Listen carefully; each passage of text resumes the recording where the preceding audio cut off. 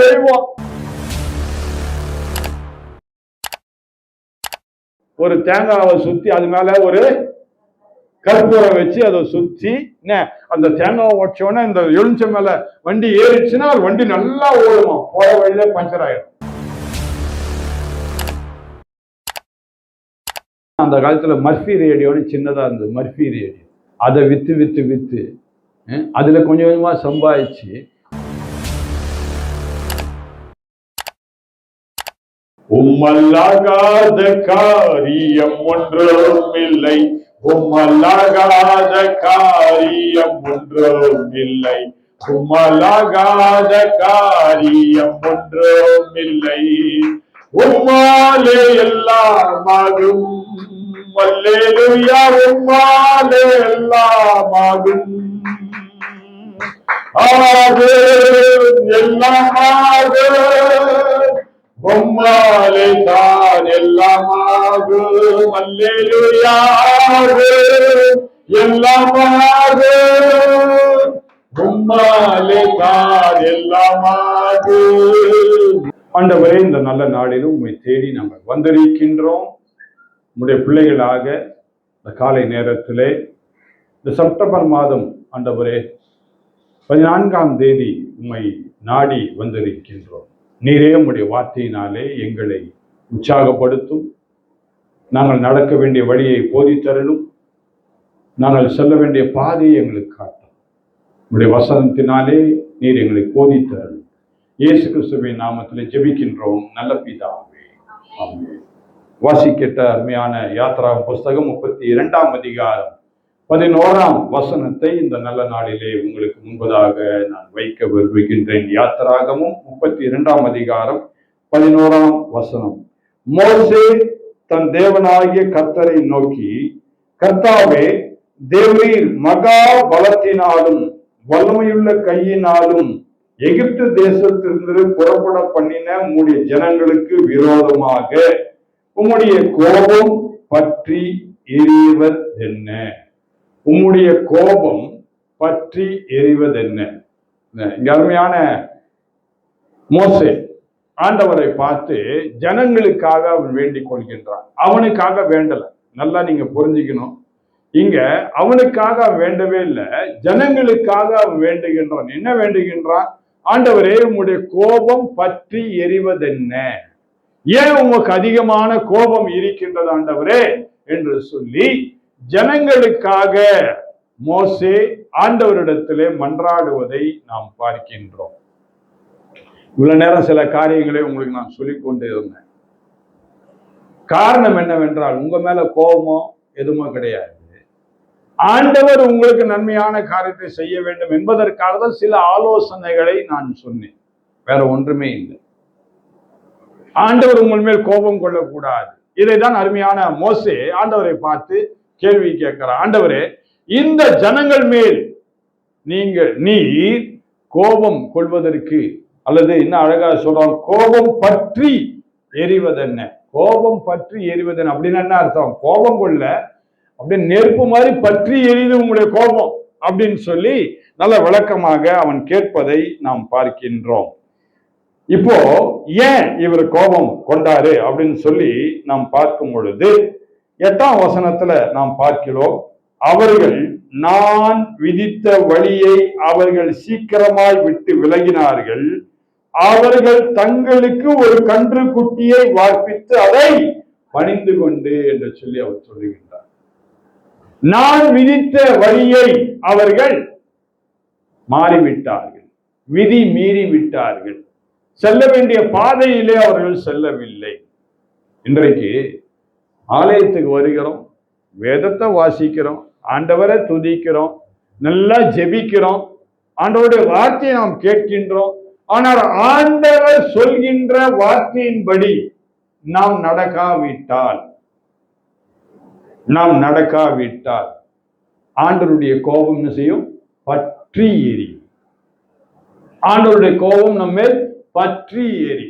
இது எப்படி இருக்குன்னா, நம்ம குழந்தை பெற்றுக்கொள்கின்றோம், குழந்தை நம்முடைய குழந்தை தான். அந்த குழந்தை நாம சொல்றதை கேட்கலன்னா உடனே நமக்கு என்ன ஆகுது? ரொம்ப நல்ல பிள்ளைப்பா, நான் சொல்லாத நீ கேட்கறதுனால நீ நல்ல பிள்ளைதான் அப்படின்னு என்னைக்காவது யாராவது சொல்லியிருக்கீங்களா? என்னைக்காவது யாராவது சொல்லியிருக்கீங்களா? நான் சொல்றதை கேட்காத்தாலும் நீ நல்ல பிள்ளைதான்ப்பா அப்படின்னு என்னைக்காவது நம்ம சொல்லியிருக்கிறோமா? உடனே அப்படின்னு அப்படியே கோபம் பற்றிட்டு எரிந்து வருது இல்ல, பயங்கரமா எரிந்து வருது.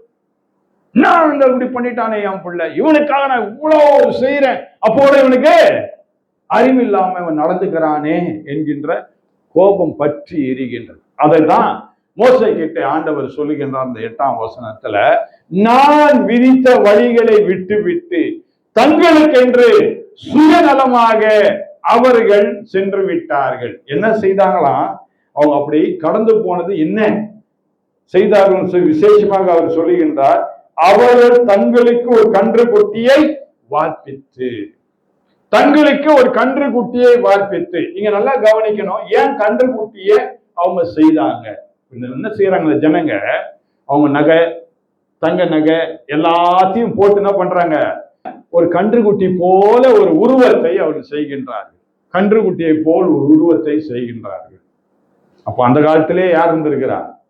கோல்ட் ஸ்மித் இருந்திருக்கிறார். கோல்ட் ஸ்மித்துக்கு தமிழ் என்ன வார்த்தை? நகை வடிவமைப்பவர் இல்ல.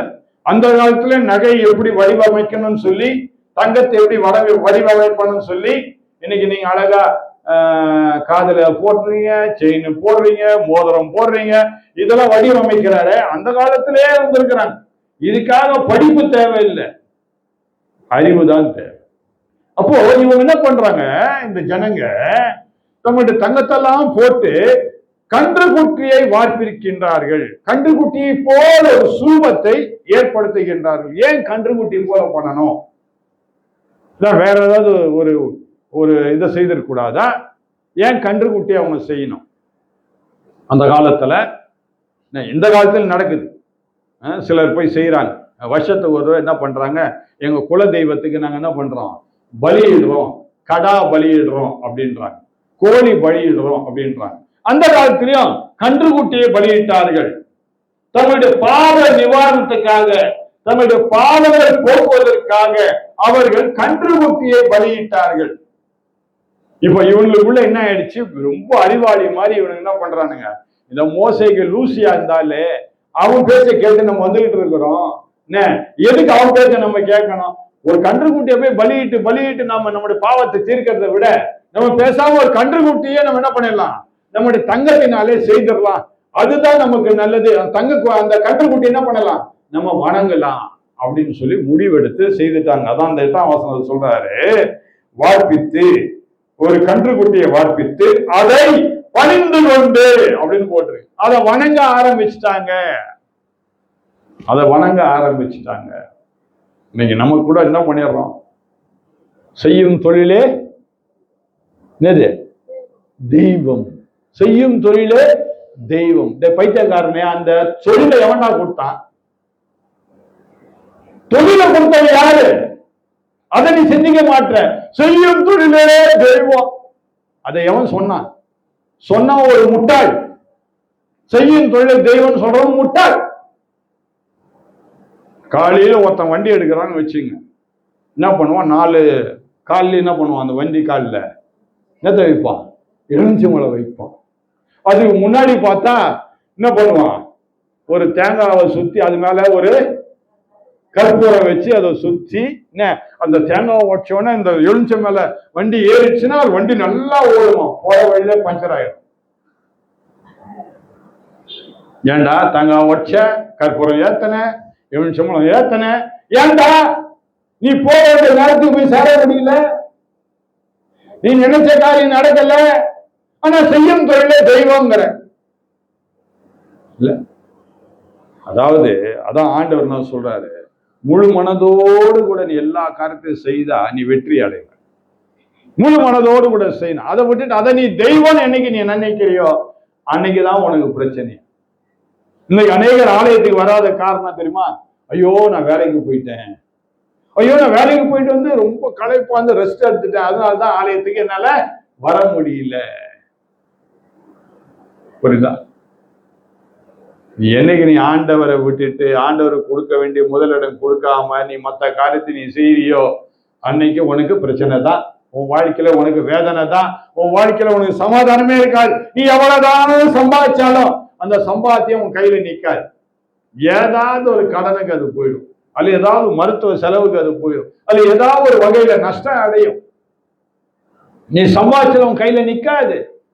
ஆனா நீ கொஞ்சத்தை சம்பாதிச்சா கூட ஆண்டவரை நீ தேடிட்டேன்னு வச்சுக்கோ, ஆண்டவருக்கு முதலிடம் கொடுத்துட்டு வச்சுக்கோ, கொஞ்சம் சம்பாத்தியம் உன்னை சமாதானமாகவும் சந்தோஷமாக அதை வைக்கும். இங்க அவங்க கன்று குட்டியை என்ன செய்தார்கள்? வார்ப்பித்து அதை பணிந்து கொண்டார்கள். இன்றைக்கு அநேகர் என்ன பண்றாங்க?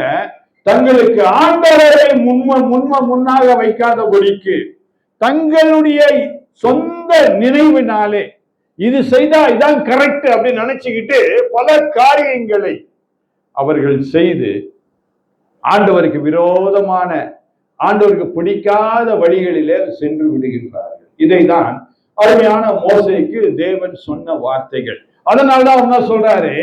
இந்த ஜனங்கள் மேல் நான் கோபம் பற்றி எரியுது என்றார். கோபத்துல பற்றி எரிகின்றேன் அப்படின்னு அவர் சொல்றார். அடுத்ததாக நாம் பார்க்கும் பொழுது அங்கே நாம் பார்க்கின்றோம், அதே மோசே 12ஆம் வசனத்துல கடைசி பாகத்துல சொல்லுகின்றாரு, உமது ஜனங்களுக்கு தீங்கு செய்யாதபடிக்கு அவர்கள் மேல் பரிதாபம் கொள்ளும். இந்த மோசே எப்படி கேட்கிறாரு? ஆண்டவரே, அவங்க தவறு செய்துட்டாங்கிறதுக்காக நீர் என்ன பண்ணாதையா? அவங்க மேல கோபத்தை பற்றி எரிஞ்சுட்டு நீர் என்ன பண்ணாதையா? அவங்களுக்கு தீமை செய்யாதபடிக்கு அவர்கள் மேல் பரிதாபம் கொள்ளும். இன்றைக்கு ஆண்டவர் நம்ம மேல் பரிதாபம் கொள்ள வேண்டும் என்றால் நாம் செய்ய வேண்டியது என்ன தெரியுமா? நம்முடைய சொந்தமான காரியங்கள் எல்லாவற்றையும் விட்டுட்டு ஆண்டவரே நீர் தான் எனக்கு எல்லாம். இன்னைக்கு தமிழ்நாட்டில் ஒரு பெரிய ஆளு, பெரிய பணக்காரர், நேற்று திடீர்னு அவருடைய இதெல்லாம் வாசிக்கிட்டு இருந்தேன், அவருடைய ப்ரொஃபைல், அவருடைய பயோகிராஃபி அதை வாசிக்கிட்டு இருந்தேன். அவரு சாதாரண வேலை செய்தார் அப்படின்னு சொல்லி நான் பார்த்தேன். எனக்கு ஆச்சரியமா இருந்தது, அவரா அந்த வேலையை செய்தாரு அப்படின்னு. ஒன்றும் இந்த விஜிபி பன்னீர்தாசன் இருக்குல்ல, விஜிபி கோல்டன் பீச், நம்மலாம் போகிறோம். இவ்வளோ பெரிய கோல்டன் பீச் எப்படி வாங்கினாங்க அப்படின்னா, அந்த காலத்தில் மர்ஃபி ரேடியோன்னு சின்னதாக இருந்தது, மர்ஃபி ரேடியோ. அதை விற்று அதில் கொஞ்சம் கொஞ்சமாக சம்பாதிச்சு அதில் தான் அவங்க பெரிய ஆளாக மாறினாங்க. வசந்தன்கோ நம்ம பார்க்குறோம் எல்லா இடத்துலையும். அவரு எப்படி பெரிய ஆள் ஆனாரு? சும்மா சாதாரண சேர் டேபிள்லாம் விற்று தான் பெரிய ஆள் ஆனார். அதனால செய்யும் தொழில் தெய்வம் என்று சொல்லி அவர் சொல்லவில்லை. அவர்கள் வாயில அந்த வார்த்தைலாம் வரவே இல்லை. ஆனா ஆண்டவர் கொடுக்க வேண்டிய முதலிடத்தை அவங்க கொடுத்தாங்க. அவங்க தொழில் செய்தாங்க, அதே நேரத்தில் ஆண்டவரை கொடுக்க வேண்டிய காரியத்துல கரெக்டா இருந்தாங்க. ஆண்டவரை தேட வேண்டிய நேரத்துல கரெக்டா இருந்தாங்க. ஒண்ணு இல்லை, மடிப்பாக்கத்துல ஒரு ஞாயிற்றுக்கிழமை நான் பிரியாணி வாங்க போனேன். மடிப்பாக்கத்துல என்ன வாங்க போனேன்? பிரியாணி வாங்க போனேன். ஏன்னா அந்த ஒரு கடையில மட்டன் பிரியாணி ரொம்ப ரொம்ப நல்லா ருசி உள்ளதா இருக்கும். அதனால நான் அங்க போனேன். அங்க போன உடனே கரெக்டா நான் போகும்போது 1:05, எத்தனை மணி? மத்தியானம் 1:05. சரியா? நான் போய் நின்ன உடனே அங்க ஒரு சின்ன ஒரு போர்டு போட்டிருந்தது, 1 மணியிலிருந்து 1:30 மணி வரைக்கும் நாங்கள் எந்த சேவையும் செய்ய மாட்டோம் அப்படின்னு சின்ன போர்டு போட்டிருந்தாங்க. நான் ஏதோ போர்டு போட்டிருக்காருன்னு நினைச்சிட்டு அங்க கடையில் ஒரே ஒரு பையன் நின்றுட்டு இருந்தான். தம்பி மட்டன் பிரியாணி வேணும்பா அப்படின்னு. அவன் என்ன சொன்னான்? சார் அப்படி போர்டை காமிச்சாங்க பாருங்க அப்படின்னா. என்னப்பா என்ன அந்த போர்டு அப்படின்னு கேட்டேன். இல்லை, எல்லாரும் மசூதிக்கு போயிருக்கிறாங்க. எங்க போயிருக்கிறாங்க? மசூதிக்கு போயிருக்கிறாங்க. மதியானம் 1லேருந்து 1:30 மணி தான் எல்லாருக்கும் பசி எடுக்கும் இல்ல, அப்போதான் பிரியாணி எல்லாருக்கும் தேவைப்படும். அப்போதான் நமக்கு எல்லாரும் பிரியாணி சாப்பிட்டு கடைக்கும் வருவாங்க. பார்த்தா ஏகப்பட்ட கூட்டம் நிக்குது. அந்த 1 மணிக்குள்ள சாப்பிட்டவங்க கூட அந்த 1 மணி ஆனதுனால சாப்பிட்ட பிளேட்டை கூட அவன் எடுக்கல, அப்படியே இருக்குது. அதை கூட அவன் கிளீன் பண்ணல, அந்த டேபிள்ல இருந்து அப்படியே இருந்தது. எனக்கு ஆச்சரியமா இருந்தது. அப்போ எவ்வளவு தூரம் ஆண்டவரை தேடி அவர்கள் மசூதிக்கு போகின்றார்கள். முஸ்லிம் சகோதரர்கள் தான். ஆனா தங்கள் தெய்வத்திற்கு அவர்கள் எவ்வளவு தூரம் முதலிடம் கொடுக்கின்றார்கள். அந்த 1 to 1:30 மணிக்கு நாங்க சேவையே கிடையாது. எங்களுக்கு நாங்க மசூதிக்கு போனோம், எல்லாரும் போயிட்டாங்க. கரெக்டா 1:30 மணிக்கு பார்க்குற எல்லாரும் வேகமா வந்தாங்க. கிடு கிடு கிடுன்னு வந்தவங்க எல்லாருக்கும் பிரியாணியை கொடுத்தாங்க. இன்னைக்கு ஒரு உயிருள்ள ஆண்டவரை தேடி நாம் வந்திருக்கின்றோம். இந்த ஆலயத்திற்கு உயிருள்ள ஆண்டவரை நாம் சேவிக்கின்றோம், உயிருள்ள ஆண்டவரை வணங்குகின்றோம் என்று நாம் சொல்லுகின்றோமே தவிர, ஆனா ஞாயிற்றுக்கிழமை ஒரு நாள் கூட ஆண்டவருக்கு நாம் என்ன பண்றது இல்லை, நாம் ஒதுக்குறதே கிடையாது. ஆண்டவருக்குன்னு சொல்லி முழுமையாக நம்ம ஒதுக்க. அன்னைக்குதான் என்ன பண்ணுவோம், உட்காந்து இன்னைக்குதான் எனக்கு ரெஸ்ட், அதனாலதான் லேட்டா எழுந்தேன். நீவிதா, உன்னை நான் பாராட்டுறேன். காலைல 7 மணிக்கெல்லாம் வந்து அழகா அந்த ஆலயத்தை நீ சுத்தம் பண்ணதை பார்த்தேன், எனக்கு ரொம்ப சந்தோஷம். அதனால ஆண்டவர் உன்னை நான் அதிகமா ஆசீர்வதிப்பார். இன்னைக்கு நான் லேட்டா தான் எழுந்திருப்பேன், இன்னைக்கு லீவு நாள் அப்படி சொல்லாதபடிக்கு, இல்லைங்க இன்னைக்கு நான் வேலைக்கு போனாதான், இல்லைன்னா என் கூலி கட்டாயிடும் அப்படின்னு நீ சொன்னா அந்த கூலி உனக்கு சமாதானத்தை கொண்டு வராது, அது ஆசீர்வாதமாக இருக்காது.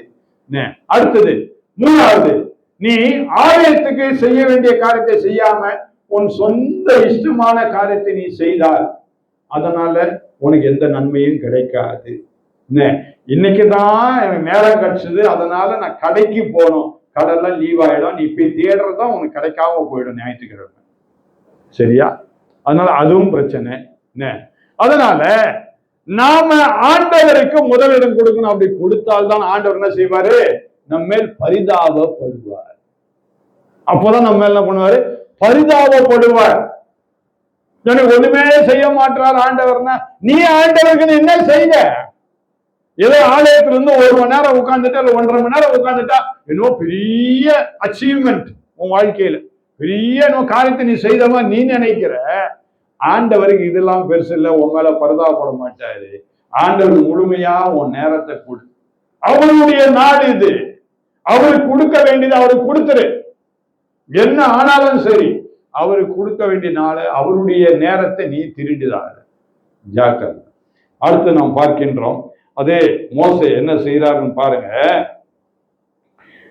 13ஆம் வசனத்துல, அவர்களுக்கு கொடுப்பேன் என்று உம்மை கொண்டு அவர்களுக்கு ஆணையிட்டு சொன்னீரே என்று கெஞ்சி பிரார்த்தித்தான். ஆண்டவரே அவளுக்கு கொடுப்பேன் நீ சொன்னீரே, அவங்களுக்கு தயவுசெய்து கொடுத்துறோம் என்ன பண்றான், கெஞ்சி பிரார்த்தித்தான் அப்படின்னு சொல்லி நாம் பார்க்கிறோம். கெஞ்சினான், கெஞ்சி பிரார்த்தனை செய்தான். இன்னைக்கு நம்ம ஆலயத்துக்கு வரோம், நம்ம என்ன ஜெபிக்கிறோம், நமக்கே இல்லைன்னா அப்படியே பாக்குறீங்க, நமக்கே தெரியாது. ஏதோ வந்தோம், ஏதோ ஜெபம் பண்ணோம், ஏதோ போறோம். என்னத்துக்கு வந்த, என்னத்துக்கு ஜெபம் பண்ண, என்னத்தை ஜெபம் பண்ண, இதனால உனக்கு என்ன கிடைச்சது நன்மை? எப்பொழுதும் அந்த மாச கடைசி வாரத்தில் நம்ம என்ன சொல்றோம், சாட்சி சொல்லுங்க நம்ம சொல்றோம்.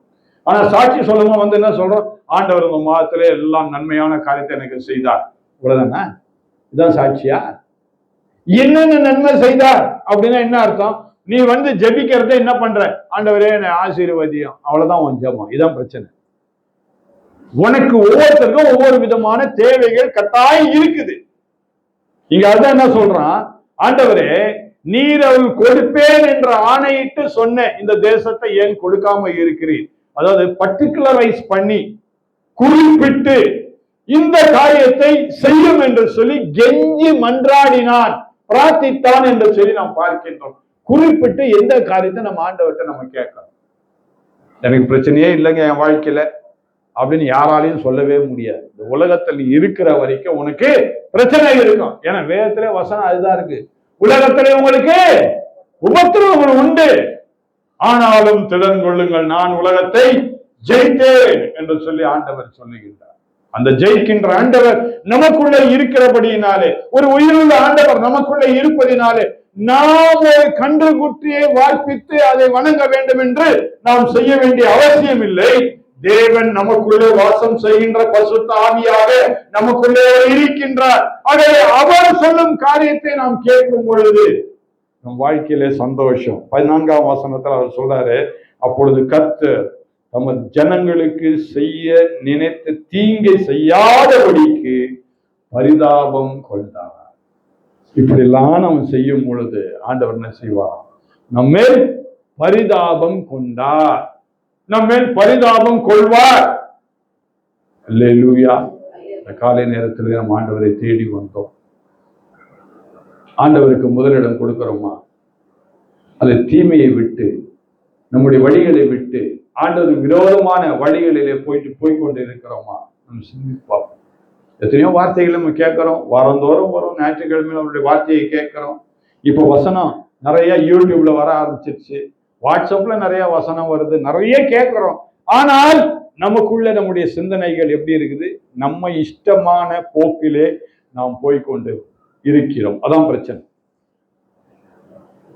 கொஞ்சமும் நம் மனதில் அவைகள் ஏறுவதில்லை. நம் மனதில் ஏறதெல்லாம் என்ன தெரியுமா? எனக்கு இந்த பிரச்சனை, எனக்கு அந்த பிரச்சனை, எனக்கு இது சரியில்லை, எனக்கு அது சரியில்லை, இதுதான் மனதில் இருக்கே தவிர ஆண்டவருடைய பாதையை விட்டு விலகி வந்ததினால்தான் இந்த பிரச்சனைகள் என்று சொல்லி நாம் சிந்திப்பதே கிடையாது. அதை நாம் சிந்தித்து பார்க்க வேண்டும். கர்த்தர் தாமே அப்பேற்பட்ட பாக்கியத்தை நமக்கு தந்து நம்மை ஆசீர்வதித்து மென்மேலும் நம்மை உயர்த்த தேவன் நமக்கு கிருபை பாராட்டுவாராக. கண்களை மூடி நாம் ஜெபம் செய்வோம். பிதாவே, இந்த நல்ல நாளுக்காக நாங்கள் நன்றியோடு கூடி துதிக்கின்றோம். ஆமாண்டவரே, எங்கள் மேல் நீர் பரிதாபம் கொள்ளும் அப்பா. நீர் எங்களுக்கு கொடுப்பேன் என்று சொன்ன காரியத்தை நீர் எங்களுக்கு தர வேண்டுமாய் நாங்கள் ஜெபிக்கின்றோம். அதற்கு ஏற்றாற் போல உம்முடைய வழிகளை விட்டு நாங்கள் விலகாதபடிக்கு ஜாக்கிரதை உள்ள பிள்ளைகளாய் நாங்கள் வாழ, உமக்கு மட்டும் முதலிடம் கொடுத்து எல்லாவற்றையும் நாங்கள் செய்ய நீர் எங்களுக்கு உதவி செய்தரல வேண்டுமாய் ஜெபிக்கின்றோம். இயேசு கிறிஸ்துவின் நாமத்தில் ஜெபிக்கின்றோம் எங்கள் நல்ல பிதாவே, ஆமென். நெஞ்சத்திலே தூய்மை உண்டோ? இயேசு வருகிறார். நொறுங்குண்ட நெஞ்சத்தையே இயேசு அழைக்கிறார் என்ற பாடலை நாம் பாடும் பொழுது நம்முடைய சபைக்கென காணிக்கை எடுக்கப்படும்.